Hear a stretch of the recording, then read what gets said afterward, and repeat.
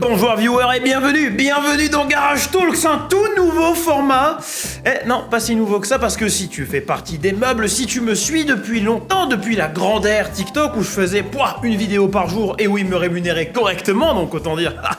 la préhistoire. Tu te souviens sûrement de ce format qui s'appelait déjà Garage Talks à l'époque et où c'est moi pendant 3 minutes en plan fixe qui babille sur des informations Formule 1 en balançant un petit peu mon opinion à moi et en étant absolument pas objectif. Eh ben c'est pareil, mais en plus long. Et comme on dit, plus c'est long... plus c'est long. Bon, blague à part, ça fait quand même grave plaisir d'être sur YouTube parce que même si la plateforme n'est pas absolument parfaite, par rapport à TikTok qui trouve toutes les excuses possibles pour pas te monétiser, c'est quand même vachement mieux. Hein. Vous saviez qu'ils nucléarisent la monétisation pour les vidéos sponsorisées, par exemple ? Je vous ai déjà parlé de YFood, le sponsor de cette vidéo. Vous savez, une fois par jour, ce que j'aime bien faire, c'est bouffer. Sauf que faire à bouffer, ça prend carrément trop de temps. C'est une de four, quand tu l'allumes pas, il marche pas, c'était une culée. Alors plutôt que de faire à bouffer tous les jours, je fais du meal prep. Voici l'intégralité de ma diète de la semaine. Seulement voilà, des fois j'oublie. Un fichtre. Le frigo est vide. Que vais-je bien pouvoir faire donc à manger ? Heureusement que dans ces cas-là, il y a encore YFood pour me soutenir. Notamment parce qu'ils ont des barres qui sont bonnes leur race, qui vont me caler un instant et m'éviter de faire la pire erreur de ma vie, faire les courses en ayant faim. Dans leur barre de 60 grammes, il y a environ 232 calories, ce qui est parfait pour compléter un repas léger ou comme moi, te caler un instant. C'est toujours vegan, c'est toujours bourré de vitamines, mais surtout, c'est leur anniversaire. Si tu cliques sur le lien en commentaire épinglé, que tu utilises le code Clippy-YouTube, du 6 au 8 inclus, au lieu des 10% de réduc, t'as droit à 20%. Et si tu commandes pour plus de 25 €, les frais de port sont offerts. C'est cadeau. Ouais. Merci YFood. Retour à la vidéo. Et pour le coup d'envoi de ce Garage Talks édition horizontale, on a quand même une news de luxe. Adrian Newey quitte Red Bull Racing, séance tenante. Alors en anglais dans le texte, ce qui nous a été annoncé, c'est qu'il lâchait tout ce qui avait à voir avec la Formule 1, bien qu'il fera quelques apparitions périodiques sur les Grands Prix, pour aller s'occuper du projet Red Bull Hypercar chez Red Bull Technologies. Nuance, distinction, c'est pas pareil que Red Bull Racing. Et si les choses se faisaient normalement, à la seconde où il lâche tout ce qui a à voir avec la Formule 1, devrait se mettre en place une clause dans son contrat qu'on appelle Gardening Leave ou Non-Compete Agreement, en français, congé jardinage ou accord de non-compétition. C'est une précaution qui a été mise en place par les équipes pour pas qu'une tête pensante puisse se barrer avec plein de belles données fraîches dans leur tête de l'équipe qui viennent de lâcher. Pour les mecs les moins impliqués dans les projets, ça peut être 3 mois de congé jardiland, et pour les mecs les plus impliqués, ça peut aller jusqu'à 24 mois, qui est énorme, effectivement. Alors bien évidemment, les ingénieurs eux aussi ont des avocats et une équipe légale qui est capable de dire non mais on va réduire à 12 mois ou 6 mois ou 3 mois parce que ceci cela. Mais apparemment les avocats Newey ils sont très forts puisqu'apparemment le Boug n'aurait pas besoin de ramasser les feuilles dans la cour à Maranello avant de partir là-bas. S'il en a envie en tout cas. C'est incroyable, surprenant et bourrifant même, mais tout va bien chez les cheveux attachés dans la mesure où Red Bull c'est l'équipe la plus agressive avec le Gardening Leave. J'ai pu lire énormément de choses sur le sujet et ça va du mec sur Twitter qui a dit wallah mon tonton il travaille là-bas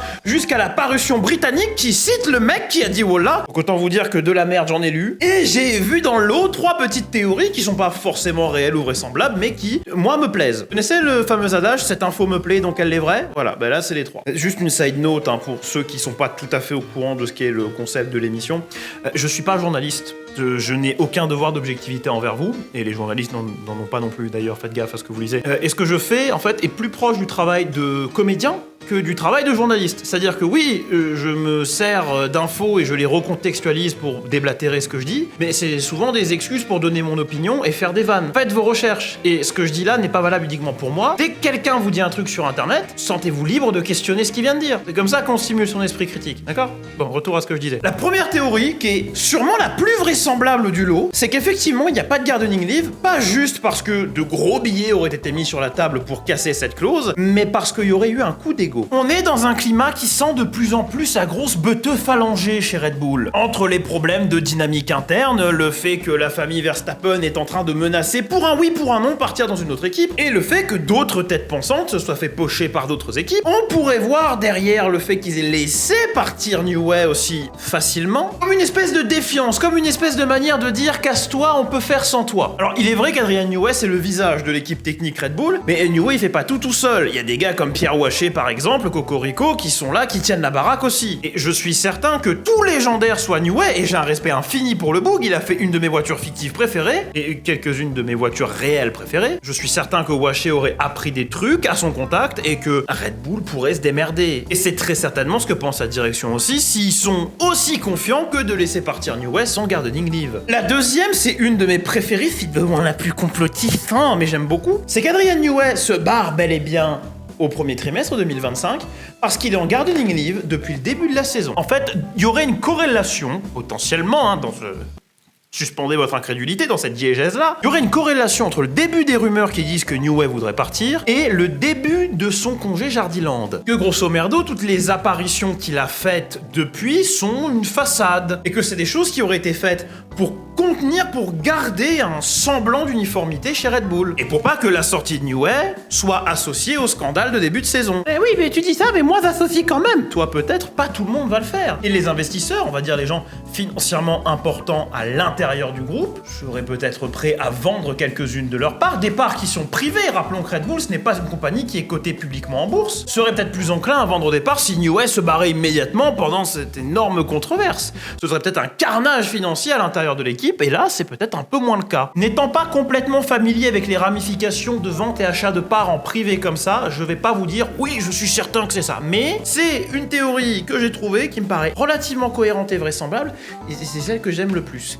Parce que l'autre théorie, la dernière, bah c'est qu'en fait ils ont laissé partir le gars parce qu'il n'y a pas de raison de le retenir. Ce serait que New Way veut à terme soit prendre sa retraite, soit aller gratter pour le WEC ou dessiner des bateaux ou faire des voitures de série. Ce qui est pas complètement impossible étant donné que ce qu'il a dit c'est qu'il était temps pour lui de se lancer de nouveaux défis. Alors ça peut être interprété comme aller travailler pour Ferrari, oui effectivement, ou ça peut être interprété comme aller travailler en endurance. Gratter pour Toyota, Aston Martin ou Ferrari mais en WEC, en mettant de côté que les projets hypercars effectivement sont des façades pour cacher à la FIA les concepts sur lesquels on travaille et qu'après on les donne en Formule 1 et oh là là ça marche tout de suite dis donc. Mais ça pourrait très bien être quelque chose du style « je veux faire des automobiles de série comme Gordon Murray » ou alors c'est celui de se mettre à la retraite, parce que oui, ça aussi, ça peut être perçu comme un défi. Après avoir passé autant de temps ultra actif à parcourir le monde, autant de fois qu'il y a de grands prix par année, le tout en courant après le temps et en passant de nombreuses nuits sans sommeil à plancher sur des concepts aéros, le challenge d'être un homme de famille, de s'occuper des bégonias, et pas de blague sur le congé Jardiland s'il vous plaît, de passer du temps avec les siens, sa femme, ses enfants, ses neveux, ses filleuls, ses chats, ses chiens, je connais pas sa famille, et bah ça peut être effectivement un gros challenge. Bref, ça restera extrêmement intéressant à suivre, d'autant plus que cette histoire de gardening leave qui saute là, y a anguille sous roche.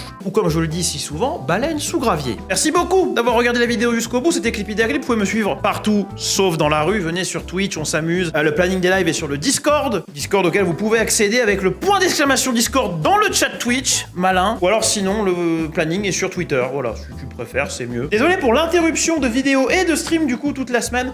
Vous aurez remarqué, le settings a un peu changé, il y a un bureau là maintenant, c'est magnifique ce bureau, n'est-ce pas? N'hésitez pas à me dire aussi si vous pensez que ce format doit rester ou si, en vrai, pas ouf, c'est plus du format court, on voit que tu l'as foutu dans du format long, j'aime pas, voilà, ça peut être dit, franchement, je prends toutes les critiques. Après, je vais insulter ta daronne là, tout de suite maintenant, devant le commentaire, mais je vais te répondre, merci pour ton avis pertinent. C'est pas si loin de la réalité. Bref, c'était Clippy Dagley, bisous.